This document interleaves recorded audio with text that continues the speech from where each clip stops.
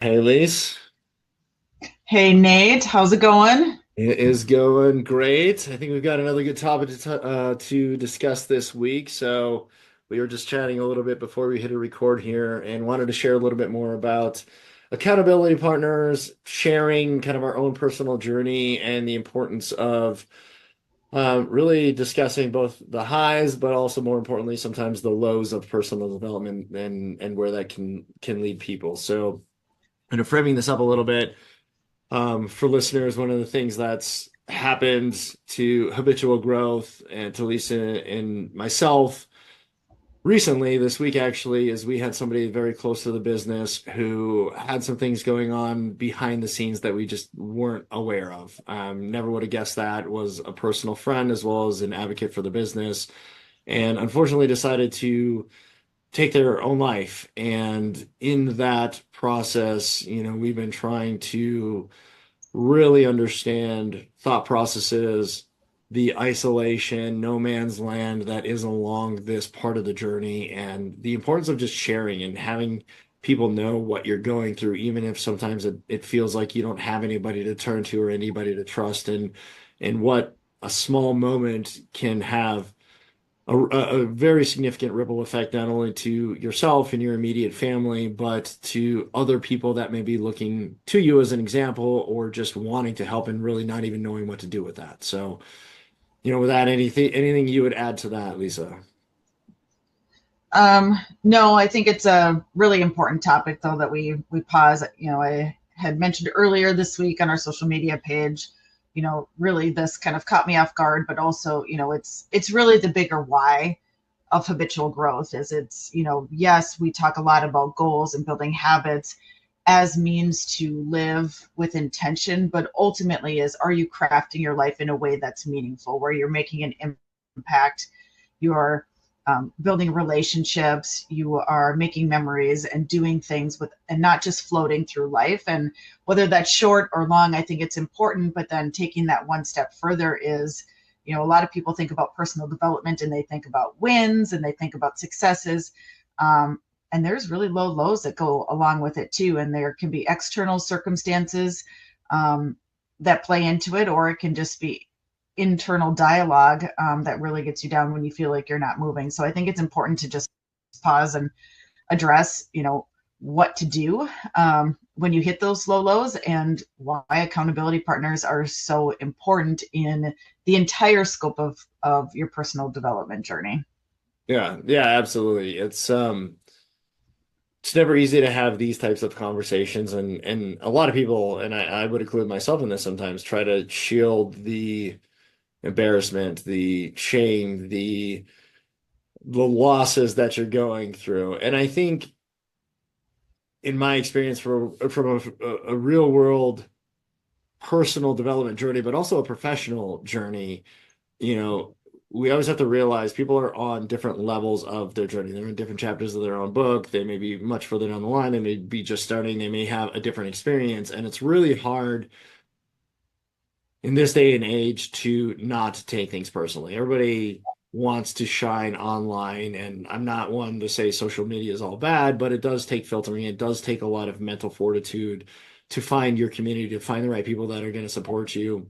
And in that, the importance of, I think, opening up and sharing. And one of the things that I've learned specifically for some of what I would say is the blooper reels of my life, if I want to frame it that way. Um, I've found when I've been the most vulnerable, when I have opened up to the right people, when I have said, I can't really control these circumstances, but this is just who I am. This is just the thought process I am. And it's not from a sense of, hey, this is just me, accept me or not. It's a real, true, genuine, like, I don't know what's going on. Hey, this is just where I'm at in life. Today I was able to get out of bed. That's great. Like, that was a win for me. That's all I could be able to do. Or, hey, this conversation is really going to suck, but I'm sorry. I don't, want to sound critical or complaining, but I just have to share. I have to get this out. Those have led to the most genuine relationships, the longest lasting relationships, but they have also helped develop me into a person where I'm not afraid to have those conversations anymore. I don't have some of those thoughts lingering around anymore. I can go after and I can attack them. I can say, okay, I'm acknowledging this. is okay. There's nothing wrong with it. I will get through to the other side, but I have to be real with what I'm dealing with now and not hide that behind closed doors. Yeah, and I think there's a tendency, one, when people kind of hit these lows, they try to hide, one, no, it's not pretty to show that things aren't perfect.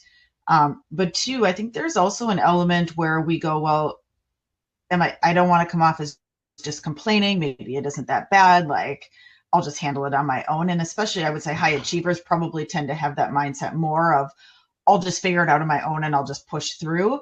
And actually getting the emotional support or the extra tools, or brain power of one or two other people with you in that moment can move you through it faster, and maybe even further ahead than where you would be. And I think the other point that you made, and I think it is incredibly critical, not only, from a personal development standpoint, but a professional standpoint, is when you have to admit and talk about things that you are struggling with, it makes it easier for you to have those hard conversations with others, because you have had to there's something about verbalizing and not just saying it in your head Mhm. that shifts your perspective of, if I was on the other side, like, what would I want someone to say to me? What am I looking to hear? What kind of reality check, and maybe some tough criticism is actually going to set me on the right direction? And you become less afraid to say that and be more real with others when they're in a similar situation.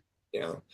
Yeah, no, 100%. And tying us back to both habitual growth, but also to, I think, the independent journey and the accountability piece, that this is where accountability partners really come into play. You always want somebody to walk along your journey simultaneously so they understand, but you also need people in front of and behind you to have that empathy, that sympathy, that inspiration or motivation that you need. This doesn't always have to be a negative conversation when we talk about things like this, but what has to happen is people have to be real and authentic and know that they are struggling with something. And it's one of the aspects about entrepreneurship and business building that I really like, which is when you find yourself in situations or scenarios where people have done this before, there is a different degree of understanding, right? And I wouldn't have had this had I kept my corporate life job. I just, it's a different level of mentality, a different level of expectation and professionalism, in my opinion. And I think when you have somebody who has been like, oh no, I get no man's land. I understand like what you're feeling and the constant levels of defeat and discouragement and the cliche statements that I say all the time of like you're just getting punched in the face repeatedly. You have to develop a different skill set that allows you to deal with life situations differently. And when you find an accountability partner who's there to encourage you, of course, but then also can reach down and lift you up when you are real in those moments define relationships, but they also help pull you through so that you can then use that and be an example to other people. And and that almost always comes from just open sharing and acknowledgement and true self-awareness. And I know I'm going to go a little bit long on this, but it's one of those things that when I was starting out this journey for habitual growth, I couldn't really do the basic things that other people functioning in life could do. Like it really was just drink water, just go for a walk outside, just get out of bed. And that's okay. Like did it really suck in that moment for me? Yeah. Was it embarrassing to share to other people? Yeah. But at some point, I had to make a decision, which was I'm either going to live that life and get through it on the other side, which I knew was only temporary, or I was going to have to make some sort of different decision for my life and what I was willing to tolerate, which we'll talk about next week. And I think, some people aren't real with themselves of, hey, this is just what I can do today. I might Yeah. not be able to go knock it out and have a multi-million-dollar sales deal or go run a marathon or be the best person, spouse, or parent that I can be, but I got to do this today because this is all I can do. And that's okay. And I want people to hear that's what habitual growth is designed to do, is to meet you in that moment and that place so you can do those big things. But if you can't do those big things, you can do the little things now. You can take those tiny steps. You can say, I'm going to protect myself for, a couple of days, a couple of weeks, a couple of months, and I'm just going to do the basics over and over and over and over until I get to a point where I can take on more. Because if you don't do that, it can have really significant consequences that I don't think people oftentimes think through or oftentimes embellish in their own minds. Yeah, I agree. I think maybe for just everyone listening, it might be helpful, and I'll share, a couple of things that I've done, but then maybe you too, because if you're not in the habit of reaching out to other people or really opening or sharing, or you're like, I tried that before and it was terrible, it really sucked. Because you're not always going to get the positive experience, even if it comes with some, real feedback. Sometimes you've picked the wrong person to open up to, and that can hurt and it can kind of leave you whiplash. But I think for people that are just starting out or trying to restart with it, it's okay to start really small. For me, just even sending a text message to someone that, I cared about and cared about me, and just like, man, I'm having a really rough day, like, period, end of story. Like, even just starting that small is a building block to start to share and open other conversations. Because if people see you from the outside as everything's always perfect, you're always a strong person and nothing ever gets you down, they're not going to come to you and be like, okay, what's really wrong?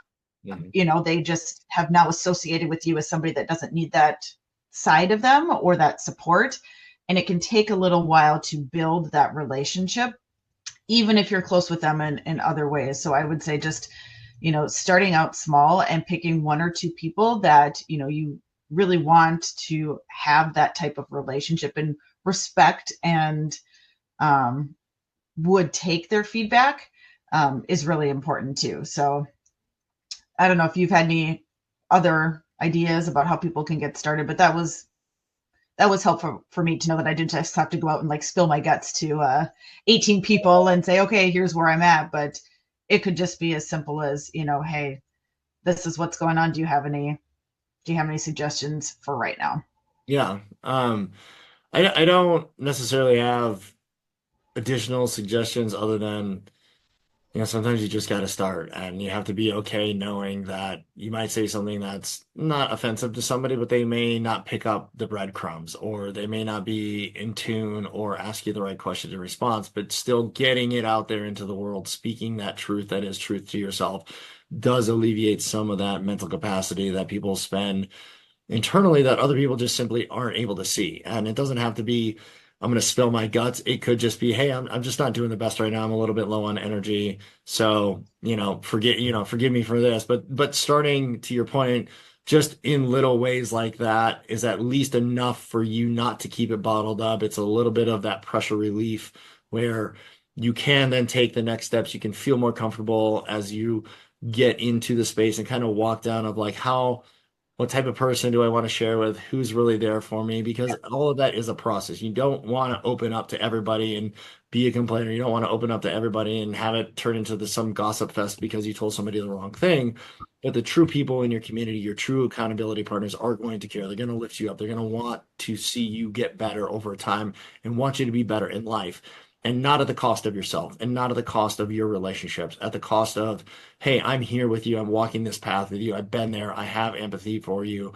You can share openly and you don't have to be embarrassed about it. And on the flip side, if somebody is having that rough day, just be the ear. You don't need to say anything. Just listen to No, people. Let them get stuff off their chest because that is so much more needed than the constant, hey, I have this. Well, I'm going to give you my opinion. Nobody cares about your opinion. They just want to be heard. They want to be understood. And if you can take that to heart and really just open up and take 5, 10, 15 minutes and listen to somebody and just care for them in that moment, you really just never know what impact you're going to have on somebody's life in doing those small motions. yeah. And I think even asking the question, what do you need from me right now? So after you've listened, do you want me just to listen? Do you want me to help problem solve? Like, clarifying with them, because sometimes it's hard to know. People may come and have a lot going on and you're not really sure what you're supposed to do. And it's 100% okay to say, what are you looking for from me right now? So I make sure that I'm doing the best I can to support you where you're at. Um, and I think the last thing before we wrap up too is, there can be some really, really lows that people go through. And if you find yourself in that situation, a text message may not be enough. Pick up the phone, and be honest, with where you're at, as hard as it might be, or seek professional help if that's what's needed. But, um, you will get through it, and you can do it with people that care about you. And so don't be afraid if you really hit that spot, um, to do what you do to make it to the next day, to continue to grow and develop and leave a more positive impact, on others around you. Yeah, absolutely. Well said. Well, thank you for the insight and the knowledge, and we'll get this one posted and we'll see you again next week. All right. Sounds All right. good. Thanks, Nate. Bye.